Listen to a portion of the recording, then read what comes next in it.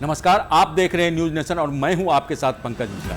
इस वक्त की बड़ी खबर सीधे मिडिल ईस्ट से जुड़ी है, जहां तेल की सप्लाई पर फिर से संकट गहराता दिख रहा है। ईरान ने दुनिया के सबसे अहम समुद्री रास्तों में से एक हुर्मुज स्ट्रेट को अगली सूचना तक के लिए बंद करने का दावा किया, यानी वही रास्ता जहां से दुनिया के करीब 5वें हिस्से का तेल गुजरता है। इस हमले ने पूरी दुनिया की चिंता बढ़ा दी। सीधा सवाल है, क्या अब पेट्रोल डीजल फिर महंगा होने वाला है? क्या आम आदमी की जेब पर फिर बोझ बढ़ेगा?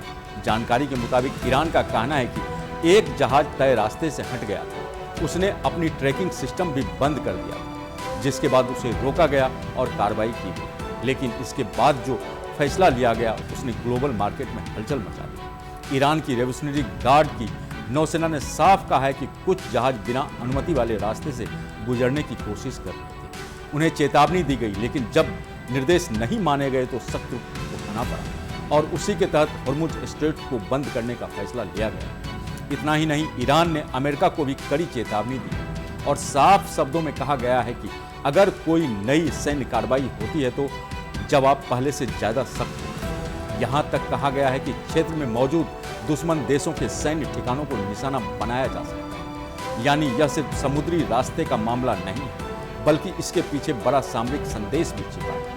दूसरी तरफ अमेरिका चाहता है कि ईरान इस रूट को पूरी तरह सुरक्षित घोषित करे, जहाजों की आवाजाही बिना रोक टोक के जारी रहे और किसी तरह का शुल्क या बाधा न हो। अमेरिकी राष्ट्रपति डोनाल्ड ट्रंप ने भी बयान दिया है कि तनाव के बावजूद बातचीत जारी है, लेकिन साथ ही उन्होंने यह भी साफ कर दिया कि सीज फायर अब खत्म हो चुका है, यानी बातचीत और टकराव दोनों साथ साथ चल रहे हैं। अब समझिए कि हुर्मुज स्ट्रेट इतना अहम क्यों है। यह दुनिया के सबसे व्यस्त और संवेदनशील समुद्री रास्तों में गिना जाता है। खाड़ी देशों से निकलने वाला तेल इसी रास्ते से होकर दुनिया के अलग अलग हिस्सों तक पहुंचता है। युद्ध या तनाव से पहले तक दुनिया के करीब 20% कच्चे तेल की सप्लाई यहीं से गुजरती थी। ऐसे में अगर यह रास्ता बंद रहता है तो तेल सप्लाई पर सीधा असर पड़ सकता है और जैसे ही सप्लाई घटती है, कीमतें बढ़ना तय माना जा रहा है।